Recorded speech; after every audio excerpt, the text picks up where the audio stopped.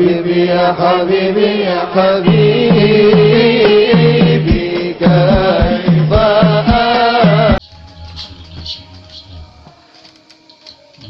خصوص إمام العلامة Qutbul Kabir بفضل ابن عطاء الله الاسكندري الفاتحة. أعوذ بالله من الشيطان الرجيم بسم الله الرحمن الرحيم الحمد لله رب العالمين الرحمن الرحيم مالك يوم الدين إياك نعبد وإياك نستعين اهدنا الصراط المستقيم صراط الذين أنعمت عليهم غير المغضوب عليهم ولا الضالين آمين. Kemarin kita sudah membahas bab tobat, ini masih berurusan dengan tobat lagi. Jadi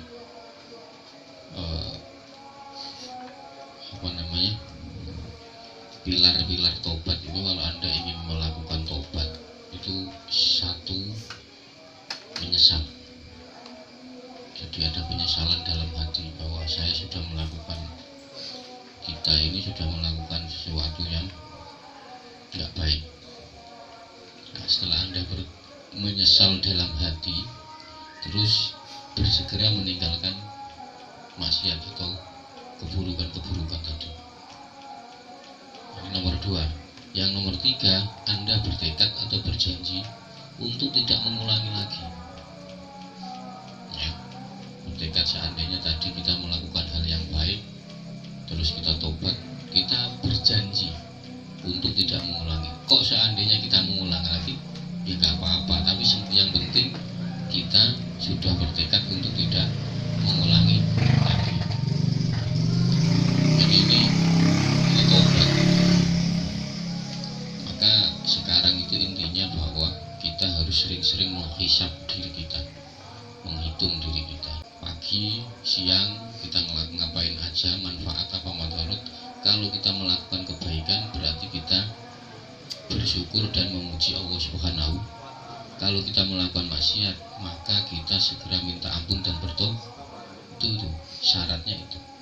Jadi kemarin sudah saya ceritakan, ada seorang diangkat jadi wali hanya sekedar begitu. Dan udah nggak usah banyak-banyak zikir, sudah sehari 10.000 kali, itu terlalu. Udah pagi sampai siang dihitung saya ngapain aja. Kalau saya baik, saya bersyukur. Kalau saya melakukan kejelekan, kemaksiatan, sudah bertobat, itu langsung diangkat Allah jadi wali. Nah, yang ini kita lanjutkan yang selanjutnya, ini soal mengikuti Nabi Muhammad SAW. Jadi ada 2 ciri, ada 2 ini untuk mengikuti Nabi itu, ada yang terang-terangan, ada yang samar. Yang terang-terangan tadi kemarin sudah kita bahas, sholat, puasa, zakat, haji, jihad, itu terang-terangan. Nah, yang samar itu apa? Jadi kita sudah beriktikad untuk melakukan sholat, untuk merenung. Kita ini sholat ini melakukan ketaatan kepada Allah. Ternyata dalam sholat itu kita tidak menemukan Allah. Oh, ini masalah. Itu berarti kalau menurut Ibnu Athaillah, Anda punya penyakit hati. Penyakit hati itu yang pertama disebut oleh Ibnu Athaillah itu som dan ujub. Ujub itu apa? Mengunggulkan amalnya. Oh, saya sudah melakukan ini, saya jadi banser, saya menjaga kiai, itu namanya ujub.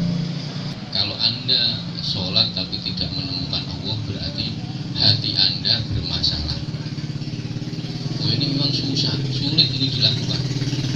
Tapi kalau tidak mulai dari sekarang, ya susah. Maka standar orang tobat ini harus kita lakukan. Allah Ta'ala, sa'asrifu an ayati alladzina yatakabbaruna fil ardi bighairil haqq. Lah padahal Allah itu kalau sudah apa ya? Aku akan membelokkan atau menjauhkan dari ayat-ayatku. Maksudnya ayat-ayatku itu kekuasaan atas orang-orang yang sombong di muka bumi ini. Kenapa kok sama Allah malah dibelokkan? Ya karena manusia itu tidak punya hak untuk bersombong, nggak punya hak. Jadi yang punya hak sombong itu ya Allah. Allah Subhanahu wa taala. Jadi itu cukup. Jadi yang boleh sombong itu cuman Allah Subhanahu wa taala. Wa yakunu misaluka kal mahmumi alladhi yajidu fi famihi syukara. Fi famihi syukara marron. Diumpamakan orang yang sholat tapi tidak menemukan Allah, tidak happy, tidak bahagia, itu seperti kal mahmumi, kayak orang yang sakit panas ya. Alladzi yajidu fi famihi syukar. Jadi dia orang kalau sakit itu gula itu rasanya pahit. Jadi dia tidak menemukan rasa manis gula.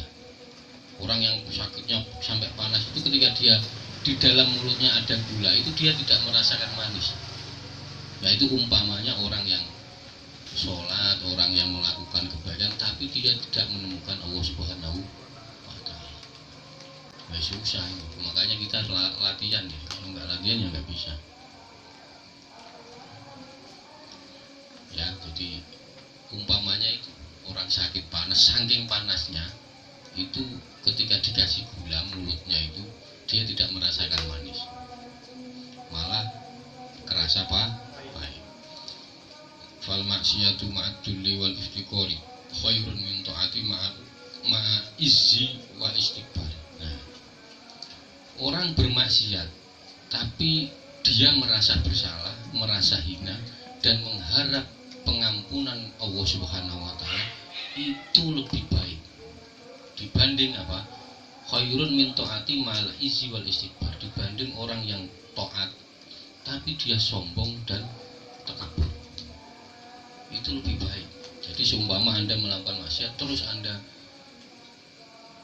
menyesal minta ampun kepada Allah, mengharap rahmat Allah, itu lebih baik dibanding Anda sholat taat kepada Allah tapi sok jagoan. Oh, saya sudah taat, saya sudah sholat.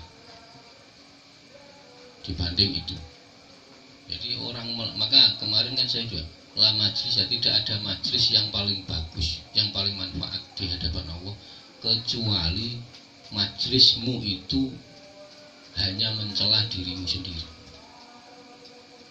Jadi ketika kita sendirian itu nggak usah mikir yang lain, berpikir diri sendiri, celah bahwa saya ini makhluk dhaif, saya ini makhluk ini, saya ini, udah pokoknya celah kita sendiri, nggak usah mikir orang lain, mau baik mau buruk itu orang lain biarkan.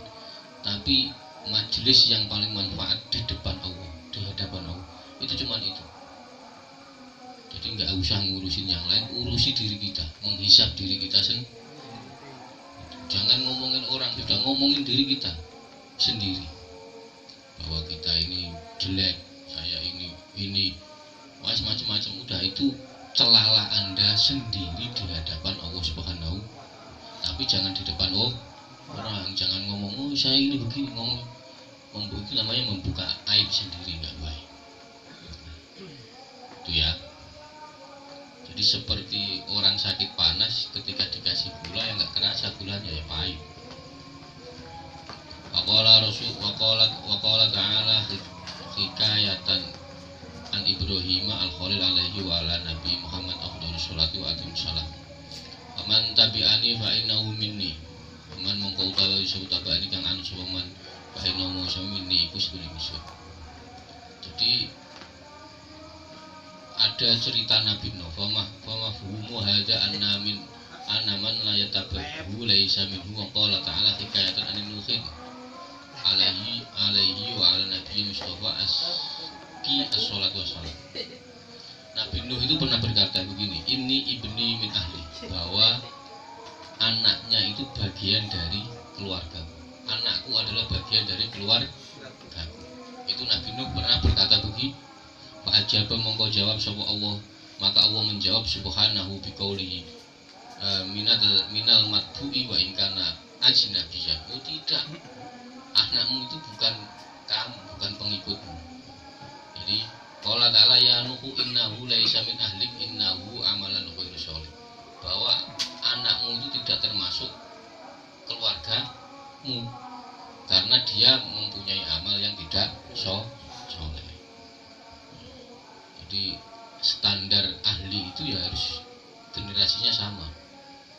Generasi sekarang ngaji berarti anak kita ngaji itu ahli, termasuk keluarga. Dan Nabi Nuh itu pernah diingatkan Allah begitu.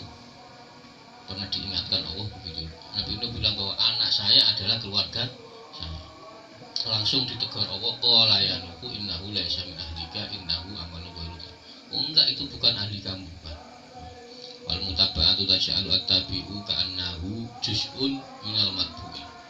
Jadi yang menjadikan orang yang mengikuti seperti bagian orang yang jadi kita ini, pengikut kita ini harus sama dengan kita, harus sama dengan kita. Wa in kana asnabiyan kasal mana al-Farisi radhiyallahu anhu liqaulihi sallallahu alaihi wasallam. Contohnya ada namanya Salman al-Farisi. Ini orang Persia. Ini bukan termasuk ahli waktu itu, maksudnya bukan orang Mekah, dia orang Persia. Berarti dia ajnabi, orang luar. Dia bukan keluarga kita. Salman min ahlil bait. Wa ma'mulun anna Salmana min ahlil fard.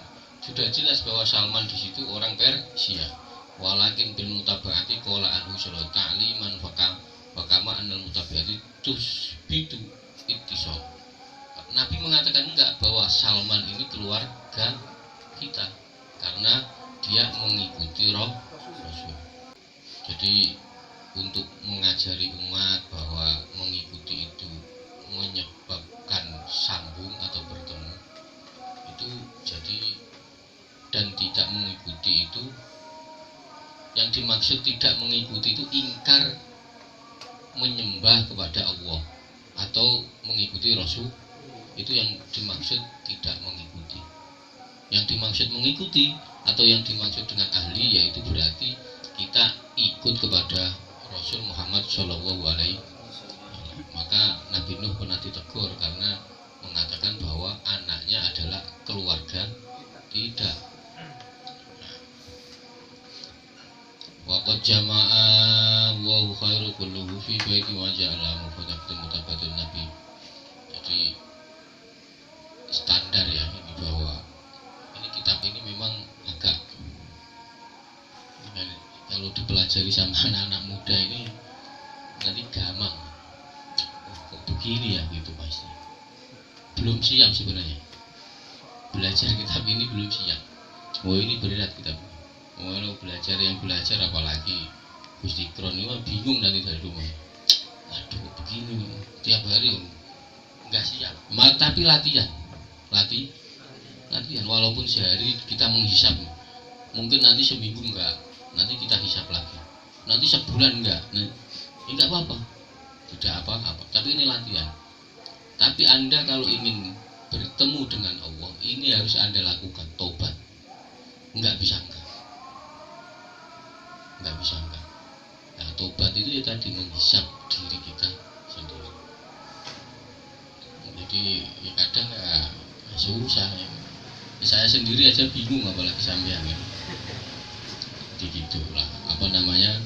Tapi setidaknya kita latih ya. Fatabi'uhu bil qana'a bima. Apalagi nanti kalau sudah bahas bab qana'a, bab penerimaan. Qana'a itu apa? Menerima ing pandum itu bahasa Indonesianya apa? Menerima ing pandum. Jadi dikasih begini ya alhamdulillah. Apa itu namanya? Menerima ing pandum. Oh itu kalau sudah bahas itu protes terus sampai nanti. Nah, dikasih miskin alhamdulillah, dikasih istrinya jelek alhamdulillah, dikasih jomblo alhamdulillah. Wah itu malah repot nanti sampai. Waduh, ini gimana kok begini ini wah itu. Nah, tapi setidaknya kita latih. Memang semua itu kehendak Allah. Maka kita harus iman kepada kodok-kodar yang baik atau yang jelek, kita harus iman. Maka meninggalkan hal-hal yang dolim, maksudnya dolim itu keluarga apa namanya, itu dolim kepada manusia, dolim kepada Rasul dan lain sebagainya, itu bukan termasuk ahli, bukan termasuk keluarga. Yang dimaksud keluarga atau ahli itu mengikuti Rasul Muhammad SAW. Ini kalau ngaji ini kebanyakan itu takutnya malah buat leng nanti. Oh ini berat memang, kitab ini berat. Ya tapi setidaknya kita sudah belajar. Setidaknya kita sudah belajar bahwa oh begini toh cara tobat itu. Jadi tobat itu tahu nggak? Sampai arti tobat itu apa? Tobat itu kembali. Ya, kembali dari sesuatu yang tercela menurut syariat menuju sesuatu yang terpuji. Nah, itu menurut syariat. Tapi kalau menurut orang-orang tasawuf itu kembali kepada Allah setelah jauh darinya. Jadi kita kembali kepada Allah setelah kita jauh darinya.